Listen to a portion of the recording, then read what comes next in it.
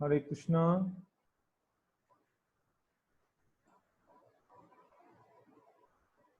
আমরা শ্রী চৈতন্য ভাগবত থেকে ধারাবাহিকভাবে পাঠ করছি। আদি খণ্ড সপ্তম অধ্যায় পাঠ চলছিল। বিশ্বরূপের সন্ন্যাস পর্যন্ত আমরা গতকাল আলোচনা করেছিলাম। আজকে তারপর থেকে আমরা পাঠ করব।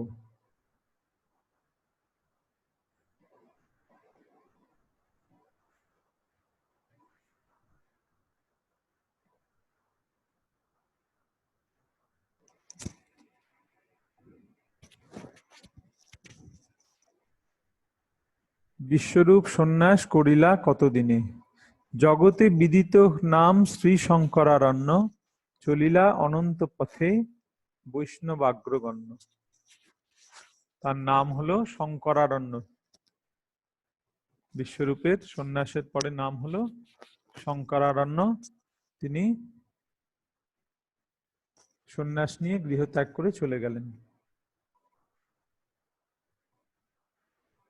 চলিলেন যদি বিশ্বরূপ মহাশয়, শচী জগন্নাথ দগ্ধ হইলা হৃদয়, গোষ্ঠী সহ ক্রন্দন করয় উভরায়, ভাইয়ের বিরহে মূর্ছা গেলা গৌর রায়। এদিকে কি হলো? এই রকম পুত্র যদি সন্ন্যাস নিয়ে চলে যায় তাহলে মা বাবার হৃদয় কতটা কষ্ট হবে। শচী জগন্নাথের হৃদয় যেন দগ্ধ হয়ে গেল। হ্যাঁ, তারা ক্রন্দন করতে লাগলেন। তাদের সকল যারা আত্মীয় পরিজন সকলে ছিল, সকলে ক্রন্দন করতে লাগলেন। আর মহাপ্রভু ভাইয়ের বিরহে, অর্থাৎ ভাই চলে গেছেন সন্ন্যাস নিয়ে, সেই জন্য ভাইয়ের বিরহে মহাপ্রভু মূর্ছা গেলেন নিমাই। সেই বিরহ বর্ণিতে বদনে নাহি পারি, হইল ক্রন্দনময় জগন্নাথপুরী। সেই বিরহ বর্ণনা করা যায় না, এত বেশি বিরহ হলো, সকলে ক্রন্দন করছে। বিশ্বরূপ সন্ন্যাস দেখিয়া ভক্তগণ, অদ্বৈতাদি সবে বহু করিলা ক্রন্দন। উত্তম মধ্যম যে শুনিল নদী আয়, হেন নাহি যে শুনিয়া দুঃখ নাহি পায়। এমন কেউ নেই নদিয়ায় যে সেই কথা শুনে দুঃখ পেল না। জগন্নাথ শচীর বিদীর্ণ হয় বুক, নিরন্তর ডাকে বিশ্বরূপ বিশ্বরূপ। তারা নিরন্তর খালি বিশ্বরূপ বিশ্বরূপ করে ক্রন্দন করছেন আর ডাকছেন।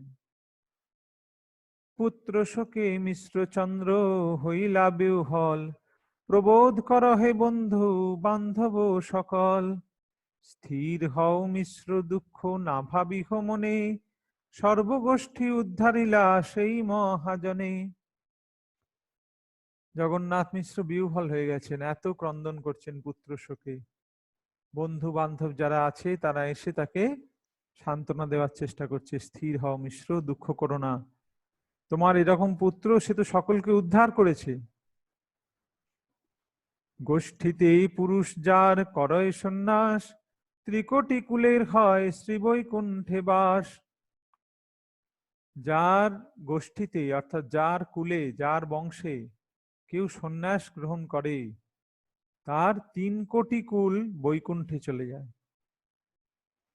হেন কর্ম করিলেন নন্দন তোমার, সফল হইল বিদ্যা সম্পূর্ণ তাহার। আনন্দ বিশেষ আরো করিতে জুয়ায়, এত বলি সকলে ধরয় হাতে পায়। সবাই বোঝাচ্ছে মিশ্রচন্দ্রকে, জগন্নাথ মিশ্রকে, যে তোমার এমন ছেলে, এর জন্য কি দুঃখ করতে আছে, এর জন্য আনন্দ করতে হয়। এই বলে সকলে মিশ্রের পায়ে হাত দিয়ে প্রণাম করছে। এই কুলভূষণ তোমার বিশ্বম্ভর, এই পুত্র হইবে তোমার বংশধর। এই যে কুলভূষণ তোমার বিশ্বম্ভর, নিমাইকে দেখিয়ে বলছে এই তোমার কুলের ভূষণ হবে, আর এই তোমার যোগ্য বংশধর হবে। ইহা হইতে সর্বদুঃখ ঘুচিবে তোমার, কোটি পুত্রে কি করিবে এ পুত্র যাহার। এইভাবে তাকে সান্ত্বনা দিচ্ছেন যে অনেক পুত্র কি হবে? যার এইরকম একটা পুত্র আছে সে ধন্য। এই মতে সবই বুঝাইন বন্ধুগণ, তথাপি মিশ্রের দুঃখ না হয় খণ্ডন। যেতে মতে ধৈর্য ধরে মিশ্র মহাশয়, বিশ্বরূপ গুণ স্মরি ধৈর্য পাশরয়। কিন্তু তাতেও মিশ্রের দুঃখ যাচ্ছে না, তিনি কেঁদেই চলেছেন। যেমন করেই হোক কষ্ট করে মিশ্র ধৈর্য ধারণ করছেন, আর বিশ্বরূপের গুণ স্মরণ করে তিনি সেই মনটাকে সান্ত্বনা দিচ্ছেন। মিশ্র বলে এই পুত্র রহিবে ঘরে, ইহাতে প্রমাণ মোর নালয় অন্তরে। জগন্নাথ মিশ্র বলছেন, এই যে ছেলে, ছোট ছেলে, এই যে ঘরে থাকবে আমার তো তাও মনে হয় না। দিলেন কৃষ্ণ সে পুত্র, নিলেন কৃষ্ণ সে, যে কৃষ্ণচন্দ্রের ইচ্ছা হইব সেই সে। স্বতন্ত্র জীবের তিলার ধেকো শক্তি নাই, দেহেন্দ্রীয় কৃষ্ণ সমর্পিল তো মাঠাই। জগন্নাথ মিশ্র বলছেন যে এই পুত্রকে কৃষ্ণই দিয়েছিলেন, বিশ্বরূপের কথা বলছেন, এখন কৃষ্ণই তাকে নিয়ে নিলেন, কৃষ্ণচন্দ্রের যা ইচ্ছা তাই হবে। বিশ্বরূপ সন্ন্যাস নিয়ে চলে গেছেন, সন্ন্যাস নিলে আর সে গৃহে কখনো প্রত্যাবর্তন করে না, অর্থাৎ মাতা পিতার সঙ্গে দেখা হওয়ার আর কোনো সুযোগ তার নেই। সেই জন্য মা বাবা এত শোকে মুহ্যমান হয়ে গেছেন। স্বতন্ত্র জীবের তিলার্ধেক শক্তি নাই, যে জীব যে স্বতন্ত্র তার এক তিলও শক্তি নেই, এক তিল তো দূরের কথা, তিলার্ধেক, তিলের অর্ধেক একটুও শক্তি নেই। দেহেন্দ্রিয় কৃষ্ণ সমর্পিলু তোমার ঠাই, আমার দেহ ইন্দ্রিয় সব তোমার কাছে আমি সমর্পণ করলাম। এই রূপে জ্ঞান যোগে মিশ্র মহাধীর, অল্পে অল্পে চিত্তবৃত্তি করিলেন স্থির। হেন মতে বিশ্বরূপ হইলা বাহির, নিত্যানন্দ স্বরূপের অভেদ শরীর। এইভাবে বিশ্বরূপ চলে গেলেন। আর এই বিশ্বরূপকে নিত্যানন্দ স্বরূপের অভেদ শরীর। নিত্যানন্দ আর বিশ্বরূপ অভেদ, এদের মধ্যে কোনো পার্থক্য নেই। যে শুনয়ে বিশ্বরূপ প্রভুর সন্ন্যাস, কৃষ্ণ ভক্তি হয় তার ছিন্ডে কর্মফাঁস। যে এই বিশ্বরূপ প্রভুর সন্ন্যাস কথা লীলা শ্রবণ করে তার কৃষ্ণ ভক্তি হয় এবং তার কর্মবন্ধন ফাঁস ছিঁড়ে যায়। বিশ্বরূপ সন্ন্যাস শুনিয়া ভক্তগণ, হরিষে বিষাদ সবে ভাবে অনুক্ষণ। যে বাছিল স্থান কৃষ্ণ কথা কহিবার, তাহা কৃষ্ণ হরিলেন আমা সব আকার। তার বিরহে সকলেই কাঁদছেন, তারা হরিষে বিষাদ, তাদের একদিক দিয়ে আনন্দ আবার আরেক দিক দিয়ে বিষাদ। কেন? যে একটা যে জায়গা ছিল যেখানে আমরা কৃষ্ণ কথা আলোচনা করতাম, সেই জায়গাটাও কৃষ্ণ নিয়ে নিলেন। আমরাও না রহিব চলি যাং বনে, এই পাপিষ্ঠ লোক মুখ না দেখি যেখানে। পাষণ্ডীর বাক্য জ্বালা সহিব বা কত, নিরন্তর অসৎ পথে সর্বলোক রত। তারা বলছেন যে এই পাষণ্ডীদের সঙ্গে আমরাও আর থাকবো না, আমরাও চলে যাব। হ্যাঁ, কত আর এদের কাছ থেকে জ্বালা সহ্য করবো, এরা সবসময় উপহাস করে, কটু বাক্য বলে। নিরন্তর অসৎ পথে সর্বলোকরত, কৃষ্ণ হেন নাম শুনি নাহি শুনি কারো মুখ। পাষণ্ডীর বাক্য জ্বালা সহিব বা কত, নিরন্তর অসৎ পথে সর্বলোকরত। এই পাষণ্ডীদের কথা কত শুনবো, আর এরা সব সময় অসৎ পথে রয়েছে। কৃষ্ণ হেন নাম নাহি শুনি কারো মুখে, সকল সংসার ডুবি মরে মিথ্যা সুখে। সমস্ত সংসার মিথ্যা সুখে ডুবে আছে, যেটা সত্যি নয়, সেই সুখে তারা মত্ত হয়ে তারা ভাবছে বেশ ভালো আছে। কৃষ্ণ কথা কারোর মুখে নেই। বুঝাইলে কেহ কৃষ্ণ পথ নাহি লয়, উলটিয়া আরো সেই উপহাস করয়। একই ব্যাপার, তখনও যেমন ছিল এখনো সেই একই আছে। কাউকে বোঝালেও কেউ কৃষ্ণ কথা, কৃষ্ণের পথ গ্রহণ করতে চায় না, উল্টে কি করে? উপহাস করে। কৃষ্ণ ভোজি তোমার হইল কোন সুখ, মাগিয়া সে খাও আরো বাড়ে যত দুঃখ। কি বলে যে কৃষ্ণ ভজনা করে তোমাদের কি সুখ হয়েছে? এই তো চেয়ে খাও, ভিক্ষা করে খাও, তোমাদের তো দুঃখ আরো বেড়েইছে। যোগ্য নহে সব লোকের সনিবাস, বনে চলে যাং বলি সবে ছাড়ে শ্বাস। প্রবোধেন সবারে অদ্বৈত মহাশয়, পাইবা পরমানন্দ সবেই নিশ্চয়। সকলে চলে যেতে চাইছেন, কেউ আর থাকতে চাইছেন না। ওই একমাত্র ছিলেন বিশ্বরূপ, যিনি সর্বক্ষণ ভগবানের কথা এসে তাদের কাছে বলতেন। এখন বিশ্বরূপ চলে যাওয়াতে তাদের মনে খুব দুঃখ। তারা বলছেন আমরা আর থাকতে চাই না, আমরা বনে চলে যাব। প্রবোধেন সবারই অদ্বৈত মহাশয়, পাইবা পরমানন্দ সবই নিশ্চয়। অদ্বৈত প্রভু তিনি সকলকে আশ্বাস দিয়ে বলছেন তোমরা চিন্তা করো না, তোমরা সকলে পরমানন্দ লাভ করবে। এবে বড় বাসময়ী হৃদয় উল্লাস, হেন বুঝি কৃষ্ণচন্দ্র করিলা প্রকাশ। সবে কৃষ্ণ গাও গিয়া পরম হরিষে, এথাই দেখিবা কৃষ্ণে কথেক দিবসে। অদ্বৈত প্রভু বলছেন যে আমার হৃদয় খুব আনন্দ হচ্ছে, আমার মনে হচ্ছে যে কৃষ্ণচন্দ্র খুব শীঘ্রই প্রকাশিত হবেন। তোমরা সকলে বাড়ি যাও, গিয়ে কৃষ্ণ গান গাও, পরম আনন্দে তোমরা কৃষ্ণ কথা বলো। এথাই দেখিবা কৃষ্ণে কতেক দিবসে, এখানেই তোমরা কয়েকদিনের মধ্যে কৃষ্ণকে দেখতে পাবে। তোমা সবা লইয়া হইবে কৃষ্ণের বিলাস, তবে সে অদ্বৈত হং শুদ্ধ কৃষ্ণ দাস। অদ্বৈত প্রভু খুব গর্ব করে বলছেন যে তোমা সবা লইয়া হইবে কৃষ্ণের বিলাস, কৃষ্ণ এখানে এসে আসবেন, এসে তার লীলা বিলাস করবেন। আর এই যে কথা আমি বলছি এর সত্যতা তখনই থাকবে তবে আমি, আমার নাম অদ্বৈত, যদি আমার নাম অদ্বৈত না হয় এখানে কৃষ্ণকে আনবো আমি। এইভাবে উনি জোর দিয়ে বলছেন। কদাচিৎ যাহা পায় সুখ বা প্রহ্লাদ, তোমা সবার ভৃত্যেও পাইবে সে প্রসাদ। কি অদ্ভুত কথা শুনুন।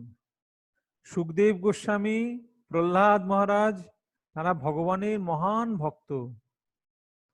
বলছে কদাচিৎ যাহা না পায় সুখ বা প্রহ্লাদ, সুখদেব গোস্বামী বা প্রহ্লাদ মহারাজও যে জিনিস পান না, তোমা সবার ভৃত্যেও পাইবে সে প্রসাদ। আর তোমাদের ভৃত্যরা সেই প্রসাদ লাভ করবে, সেই কৃপা লাভ করবে, সেই বস্তু লাভ করবে।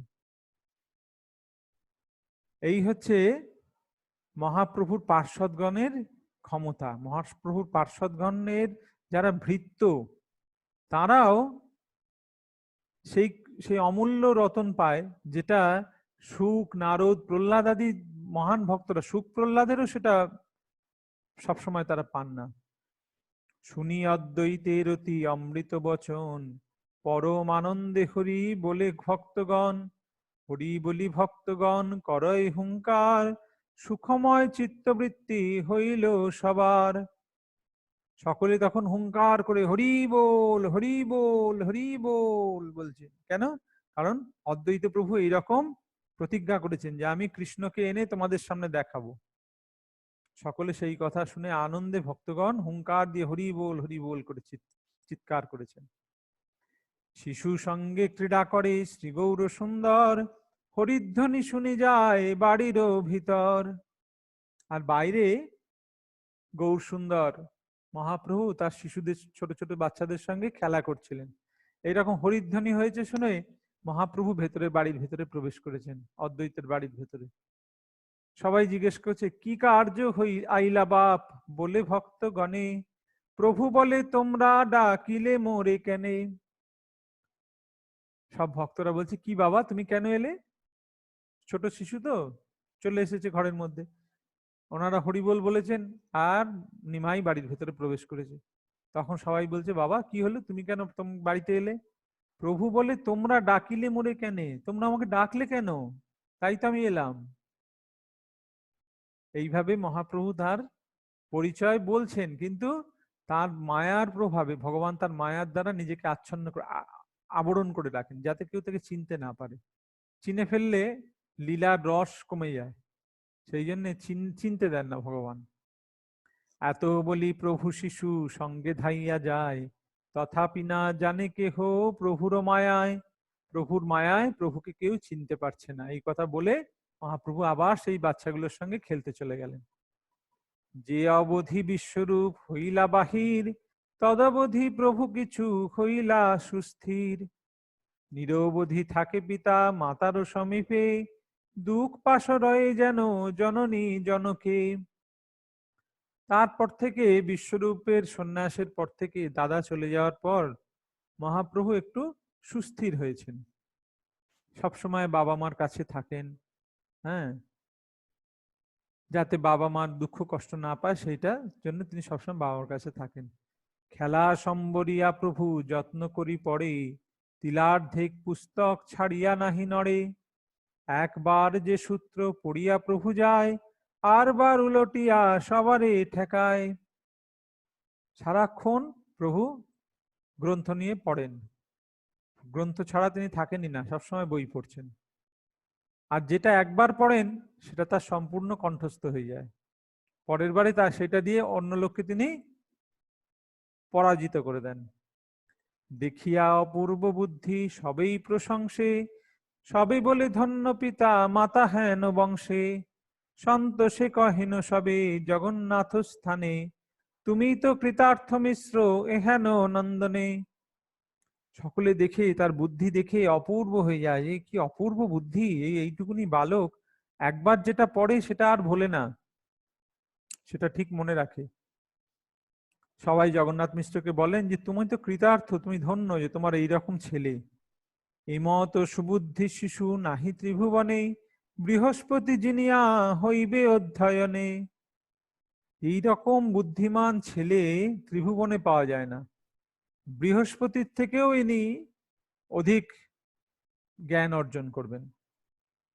শুনিলেই সর্ব অর্থ আপনে ব্যাখানে, তান ফাঁকি বাখানিতে নারে কোনো জনে। কোনো কিছু শুনলেই তার অর্থ তিনি ব্যাখ্যান করে দেন। ব্যাকরণের কথা বলা হচ্ছে এখানে। তান ফাঁকি বাখানিতে নারে কোনো জনে, ব্যাকরণের একটা আছে, সংস্কৃত ব্যাকরণে ফাঁকি, হ্যাঁ, তিনি যে ফাঁকি যেটা বলেন সেই কথাটার ব্যাখ্যা কেউ করতে পারে না। ওটা এক রকমের সংস্কৃত ব্যাকরণের একটা অংশ, যেমন আমরা সন্ধি বিচ্ছেদ সমাস এরকম করি, সেই রকম একটা একটা এর অংশ হচ্ছে ফাঁকি।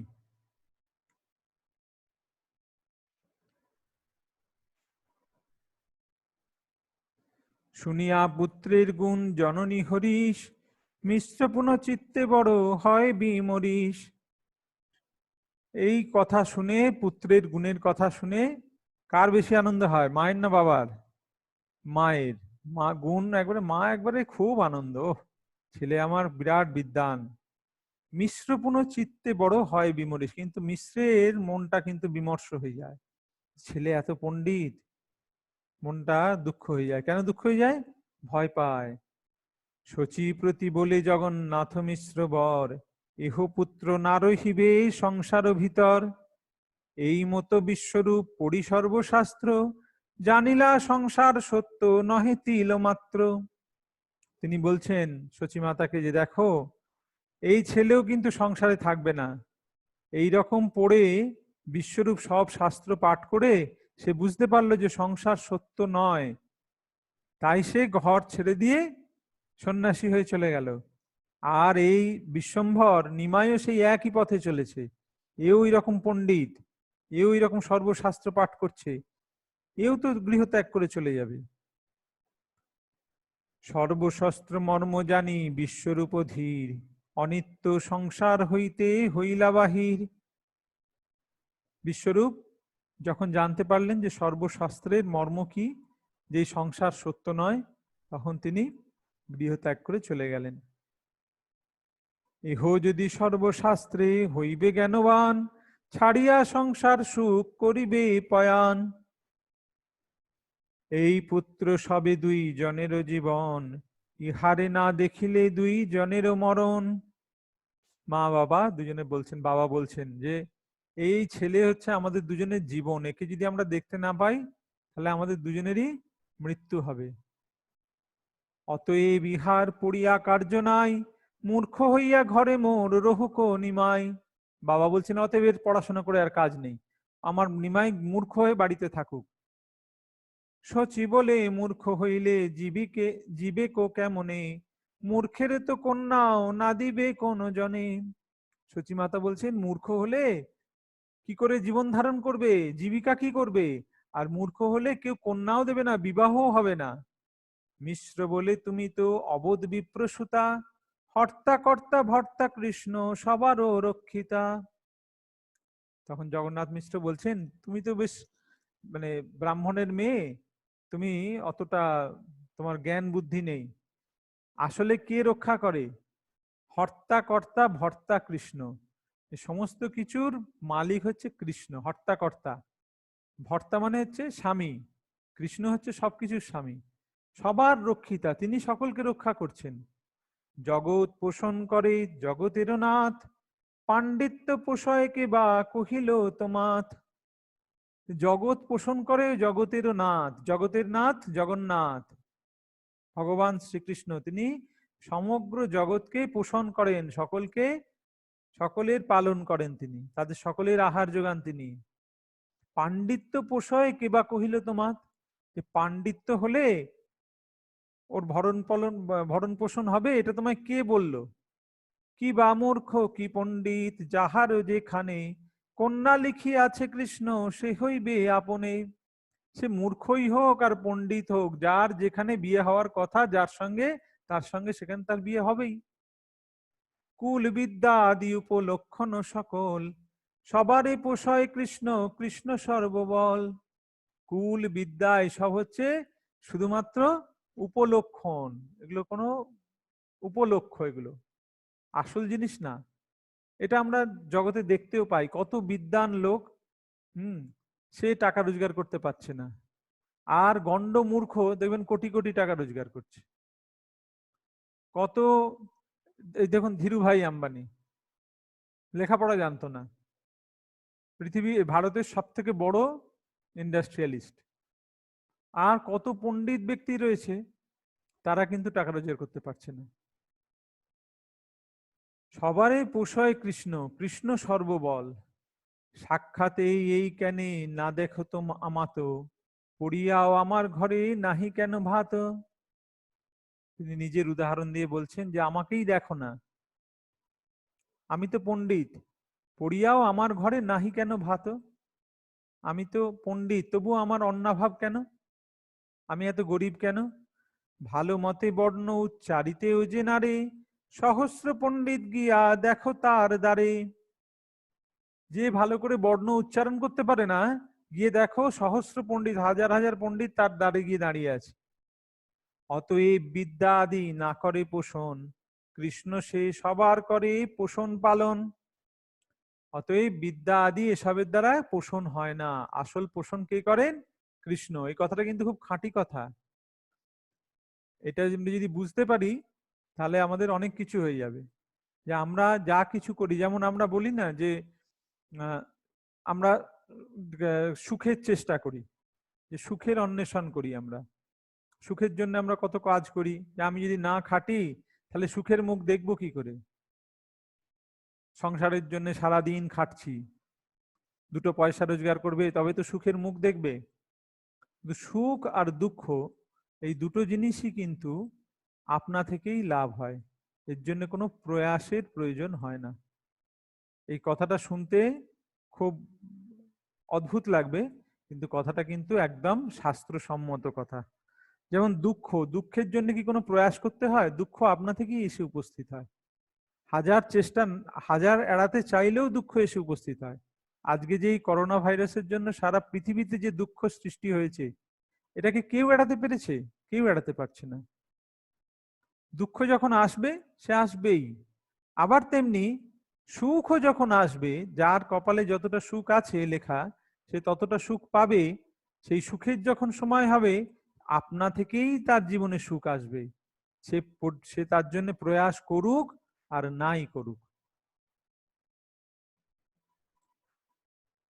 অনায়াসেন মরণং বিনা দৈন্যন জীবনম অনারাধিত গোবিন্দম চরণস্য কথং ভবেত। যে ব্যক্তি গোবিন্দের শ্রীপাদপদ্ম কখনো আরাধনা করে নাই, তাহার পক্ষে অনায়াসে মৃত্যু লাভ ও দারিদ্র্যবিহীন জীবন ধারণ কিরূপে সম্ভব হইতে পারে? যে ব্যক্তি ভগবান গোবিন্দের শ্রীপাদপদ্মের আরাধনা করেনি, অর্থাৎ ভগবানের ভক্তি করেনি, সে কি করে অনায়াসে মৃত্যু লাভ করতে পারে? অনায়াসে মৃত্যু লাভ তার হয় না, সে অনেক কষ্ট করে তার মৃত্যু হয়, অনেক কষ্ট পেয়ে তার মৃত্যু হবে। আর দারিদ্র্যবিহীন জীবন ধারণ কি করে সম্ভব? অনায়াসে মরণ জীবন দৈন্য বিনে কৃষ্ণ সেবিলে সে হয় নহে বিদ্যাধনে। অনায়াসে মরণ আর দৈন্যবিহীন জীবন, এই দুটোই লাভ হয় কি করলে? কৃষ্ণ সেবিলে সে হয়। যদি কৃষ্ণের ভজনা করে তাহলে তার মৃত্যুর সময় কোনো কষ্ট হয় না, অনায়াসে তার মৃত্যু হয়, আর দারিদ্র্যবিহীন জীবন সে লাভ করে। নহে বিদ্যা ধনে, বিদ্যা বা ধন থাকলেই এই দুটো লাভ হয় না। কৃষ্ণ কৃপা বিনে নহে দুঃখের মোচন, থাকিল বা বিদ্যাকুল কোটি কোটি ধন। কৃষ্ণ কৃপা বিনে নহে দুঃখের মোচন, কৃষ্ণের কৃপা ছাড়া দুঃখ মোচন হয় না। থাকিল বা বিদ্যাকুল কোটি কোটি ধন, সে যতই তার জ্ঞান থাকুক, বিদ্যাবান হোক, যত বড় কুলেই তার জন্ম হোক, আর তার কোটি কোটি ধনই থাক, কৃষ্ণের কৃপা ছাড়া দুঃখের অন্ত হয় না। যার গৃহে আছয় উত্তম উপভোগ, তারে কৃষ্ণ দিয়াছেন কোন মহারোগ। যারকে আপনি দেখে ভাবছেন আহ কি সুন্দর আছে, কোটি কোটি টাকার মালিক, হ্যাঁ কত বড় লোক, কত সুন্দর রয়েছে এখানে, এই প্রমোটার, কোটি কোটি টাকা, আমাদের দেখে তখন মনে হচ্ছে তারে কৃষ্ণ দিয়াছেন কোন মহারোগ, তারও একটা কোনো মহারোগ আছে দেখবেন। কিছু বিলসিতে নারে দুঃখে পুরি মরে, যার নাহে তাহা হইতে দুঃখী বলি তারে। সে এত কিছু থাকা সত্ত্বেও সেগুলো সে ভোগ করতে পারে না, দুঃখে পুড়ে মরে। কোটি কোটি টাকার মালিক, এমন সুগার, ব্লাড সুগার, খেতেও পায় না। একটু যে মিষ্টি খাবে, মিষ্টি খেতে পাচ্ছে না। ভাত, ভাতও পেট ভরে খেতে পাচ্ছে না, ডাক্তার বলে দিয়েছে 1 কাপের বেশি ভাত খাবেন না। তাই একটা লোক, যে লোকটা অনাহারে আছে, ও বেটা সে সেইরকম অনাহারেই আছে, ওর কোটি কোটি টাকা থেকেও ও অনাহারে আছে। যার নাহি তাহা হইতে দুঃখী বলি তারে, যার নেই তার থেকেও ওই বেটা আরো দুঃখী। কেন? ওর তো নেই, ও তাই খেতে পায় না, ওর অত দুঃখ নেই। আর এর আছেও খেতে পায় না, আরো বেশি কষ্ট। এক তো পেটের জ্বালা রয়েছে, তার উপর রয়েছে খেতে পাচ্ছে না, আরো বেশি কষ্ট। অন্য লোকেরা বসে বসে খাচ্ছে, বাড়ির লোকেরা, ও খেতে পাচ্ছে না। এতে কে জানি হোক থাকিলেই কিছু নয়, যারে কৃষ্ণ, যারে যেন কৃষ্ণ আজ্ঞা সেই সত্য হয়। হ্যাঁ, তাহলে এ থেকে এটা আমাদের কি বোঝা উচিত? যে থাকলেই সবকিছু লাভ হয় না, কৃষ্ণের কৃপা, কৃষ্ণের ইচ্ছা না থাকলে সেটা আমরা লাভ করতে পারি না। 140 নম্বর পয়ার অব্দি আমরা আজকে পাঠ করলাম। এখানে রহিল গ্রন্থ আনন্দ লহরী, বদন ভরিয়া সবে বল হরি হরি। হরি বল, হরি বল, হরি বল।